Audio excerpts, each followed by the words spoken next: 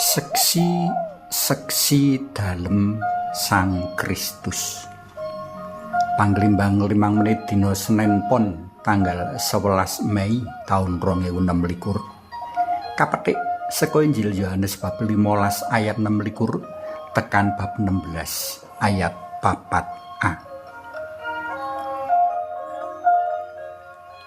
Sacara umum, seksi bisa kategesake minangka wong kang ngerti, weruh, menangi lan ngalami sawijining prastawa.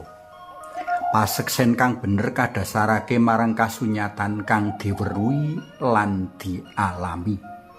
Utawa kanggo sawijining ahli, dheweke kudu mangerti ngelmu bab kang kaseksekake. Anane seksi jroning pengadilan melu nemtokake arah keputusan hakim.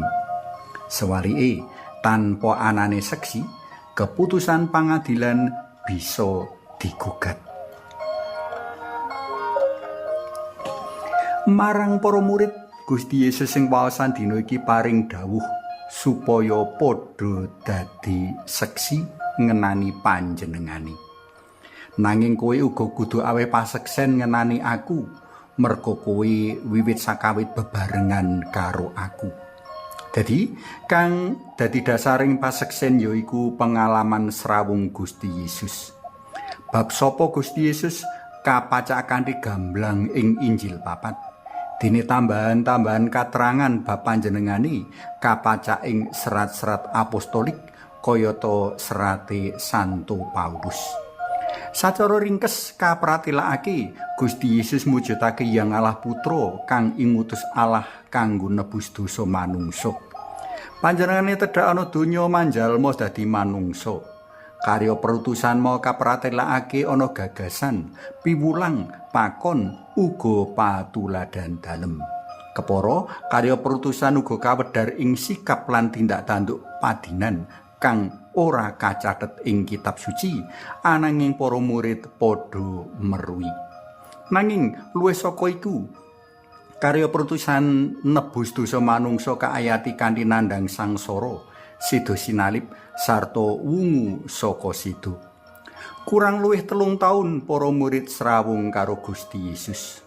Tumrap para murid, aweh paseksen dadi sawijining tantangan rikala ora dikarepake liyan kang ing perkara iki para pangarep Yahudi mligine sarta wong-wong tartamtu kang cengkah karo karya kaslametan dalem Gusti. Ing kene kabutuhake sawijining tekad lan semangat kang gilik. Ing kene uga karya dalem Yang Roh Suci kabutuhake. Yang Roh Suci kang bakal paring kekuatan sarta kewanen kanggo aweh paseksen. Kepara Yang Roh Suci kang gilikake tekad kanggo dadi martir rikala tumindak mau kudu katindakake.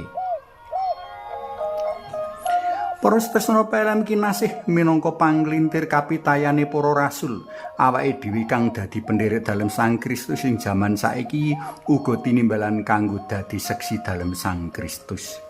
Kita seksekake pengalaman srawung Gusti mligine jroning donga, uga jroning pahargyan Ekaristi, jroning urip padinan. Pengalaman lan kahanan mbuktekake menawa asring ora gampang kanggo dadi seksi dalem Sang Kristus.